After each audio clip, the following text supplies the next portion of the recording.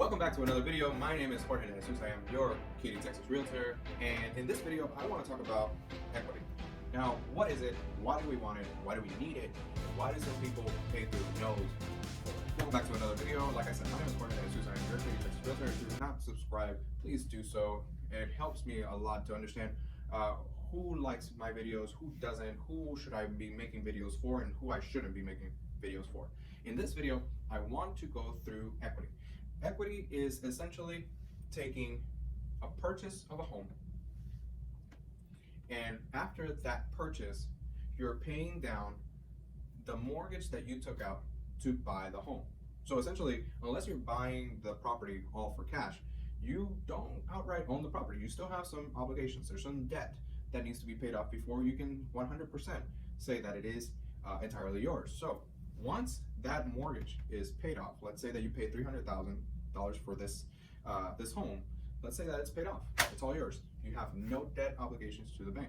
Now the market says that that $300,000 home that you bought 25 years ago, it's now, you could sell it for $450,000. So that entire $450,000 that you're taking out when you go to sell the home, that's equity. Let me give you another example. Let's say that that $300,000 home, you went to actually sell it at 10 years, and you actually still owe the bank $200,000. But after 10 years, it's actually worth $350,000. We call that appreciation, and we can get into that in another video. But when you go to sell, those $350,000 don't all go to you. You still owe the bank $200,000. So what do? You do nothing, actually. So when you go to the title company and you're sitting at the closing table, the title company is going to say, okay, I have all the information for your bank, for whom you owe a mortgage to. This is how much you're going to be getting, this is how much you're paying in commissions, this is how much you're paying in taxes, and this is what you're actually going to be netting.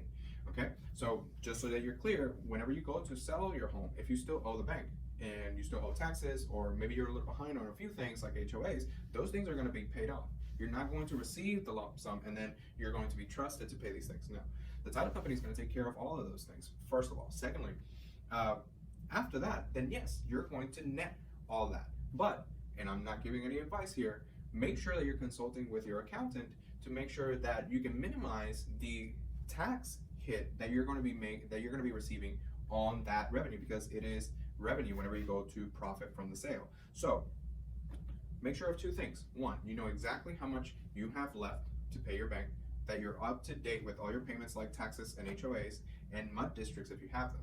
We tend to believe that these things are paid automatically, but I recently had to have a conversation with a client for the second time, which we had it the first time when we bought it. We had to have this conversation a second time a year later.